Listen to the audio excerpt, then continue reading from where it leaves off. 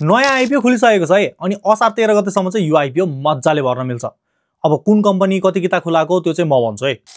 कम्पनीको नाम हो हिमस्टार ऊर्जा कम्पनी लिमिटेड अनि यो कम्पनीले चाहिँ वैदेशिक रोजगारीमा हुनुभएको नेपाली जनताहरूको लागि 93,250 किता लिएर आएको छ, अर्थात् जम्मा 9,325 जनालाई यो आइपिओ पर्छ।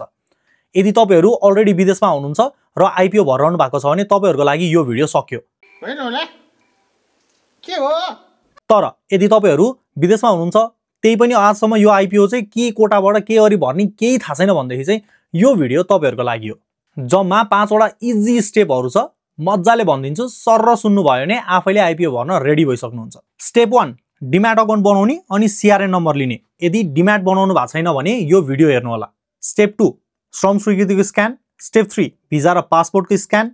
स्टेप 4 अब डिम्याट अकाउन्ट बनाउँदा युज गरेको आफ्नो बैंक अकाउन्ट नम्बरमा 50,000 पठाउने र पैसा पठाएको प्रुफको नि स्क्यान गरेर राख्ने वा स्क्रिनशट भयो नि चल्छ। स्टेप 5 एउटा पेपरमा हातले निवेदन लेख्ने, नर्मल सेभिङ अकाउन्टलाई रेमिटेन्स अकाउन्टमा चेन्ज गरी पाऊँ भनेर, अनि निवेदनको स्क्यान र स्टेप 2, 3, 4 को स्क्यान डकुमेन्टहरु बैंकलाई इमेल गरिदिने।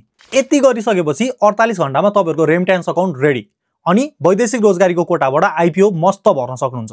छैन त इजी पिजी स्टेप्स। केही कन्फ्युजनहरु भयो भने हाम्रो कमेन्ट बक्समा कमेन्ट गर्न नबिर्सिनु होला।